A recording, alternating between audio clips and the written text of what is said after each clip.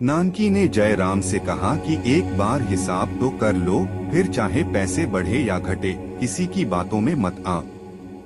मैं नानक को खुद बुला लेती हूँ। नानकी ने तुलसा से कहा कि जाकर नानक को बुला कर ला।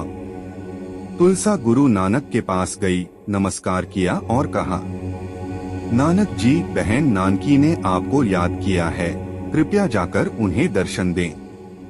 गुरु नानक देव जी ने बाला से कहा, बाला, बहन नानकी के पास जाना है, पता नहीं क्या काम है। बाला ने कहा, कुछ न कुछ बात जरूर होगी। गुरु जी ने कहा, मुझे ऐसा प्रतीत होता है जैसे किसी ने मेरी चुगली की हो। बाला ने कहा, आपके ऊपर कौन चुगली कर सकता है। फिर दोनों बहन नानकी के पास पहुंच गए। नानकी ने उन्हें आसन दिया और गुरुजी तथा बाला दोनों बैठ गए। गुरुजी ने पूछा, मुझे क्यों बुलाया है। नानकी ने कहा, बहुत दिन हो गए थे तुम्हारे दर्शन किए हुए, इसलिए तुम्हें बुलाया है। गुरुजी ने कहा, बहन जी, जिस काम के लिए बुलाया है वह बताइए।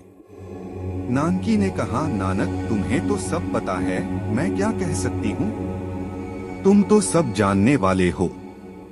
गुरुजी बोले, आपने मुझे हिसाब लेने के लिए बुलाया है।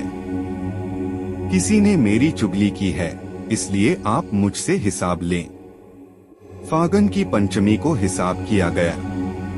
दौलत खान लोधी के साथ 3 महीने का हिसाब किया गया। सारे खर्च और मुनाफा निकालने के बाद यह पाया गया कि दौलत खान लोधी की ओर से गुरु नानक देव जी के 135 रुपए अधिक निकलते हैं। फिर गुरु नानक जी और जयराम घर आ गए। गुरु जी ने जयराम से कहा, जीजा जी, अब हम आपकी ओर से बेफिक्र हो गए हैं। हमारा हिसाब सही निकला है, कोई कमी नहीं रही। अब आप यह मोदी खाना संभालिए। यह सुनकर जयराम बहुत दुखी हुआ और गुरु नानक देव जी के चरणों में गिर पड़ा। बीबी नानकी भी रोने लगी। जयराम ने कहा, नानक जी, मुझे माफ कर दो, मैंने आपकी बहन नानकी की बात नहीं मानी। फिर जयराम और नानकी ने बाला से कहा, बाला, तुम ही नानक को समझाओ। बाला ने कहा, गुरुजी, आप तो सब जानने वाले हैं, इन्हें माफ कर दीजिए। गुरुजी ने कहा, बाला, तुम्हारी बात भी टाली नहीं जा सकती। जयराम और नानकी बोले, बाला, तुमने हमें नानक फिर से लौटा दिया।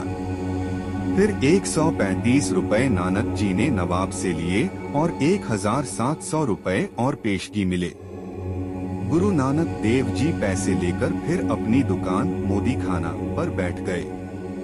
सभी लोग गुरु नानक जी को दोबारा देखकर बहुत खुश हुए। सब लोग आकर उन्हें बधाई देने लगे। हिंदू और मुसलमान दोनों बहुत खुश थे और कह रहे थे, हमने तो सुना था कि नानक मोदी खाना छोड़ गए हैं, हम बहुत उदास हो गए थे। गुरु जी ने सबकी बातें स्वीकार की और पहले की तरह ही अपना कार्य करते रहे।